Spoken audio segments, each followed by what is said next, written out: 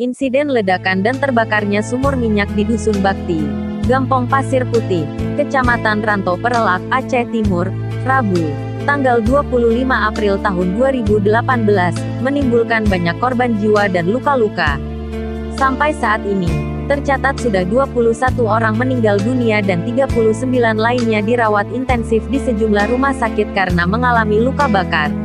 Pada Jumat, tanggal 27 April tahun 2018, Ketua Fraksi Partai Aceh di DPRA, mendatangi sejumlah rumah korban maut menjemput Makwein. Riani atau yang biasa dipanggil Makwein, adalah korban meninggal lainnya akibat ledakan dan terbakarnya sumur minyak di Gampong Pasir Putih, Kecamatan Ranto Perelak, Aceh Timur. Kedatangan anggota DPRA Iskandar Usman Al-Farlaki ke rumahnya, disambut oleh suami almarhumah, bernama Armaya. Jenazah istri saya habis terbakar di lokasi kejadian, kisah Armaya di hadapan Iskandar saat mengawali perbincangan.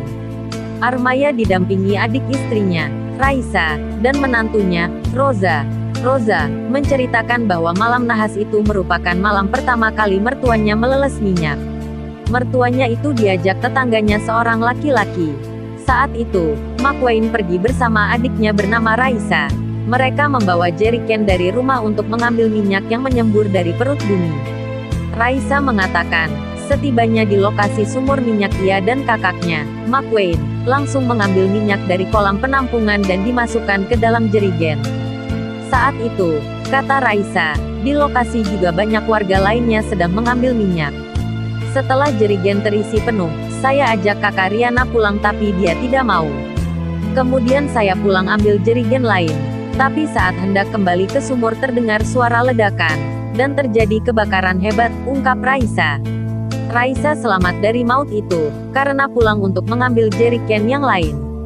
Setelah terjadi kebakaran itu, jelas Raisa, mereka baru menemukan jenazah Riana, Makwein, sekitar pukul 15 waktu Indonesia Barat, Rabu, tanggal 25 April tahun 2018, atau sekitar 13 jam sejak api berkobar.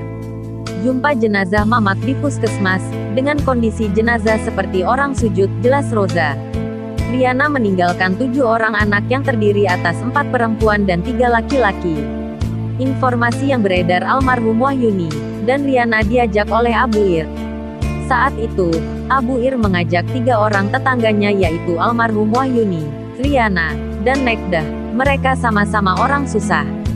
Sementara Irnawan, Abu Ir, meninggal dunia dalam perjalanan saat dirujuk ke Rumah Sakit Umum Zainal Abidin Banda Aceh.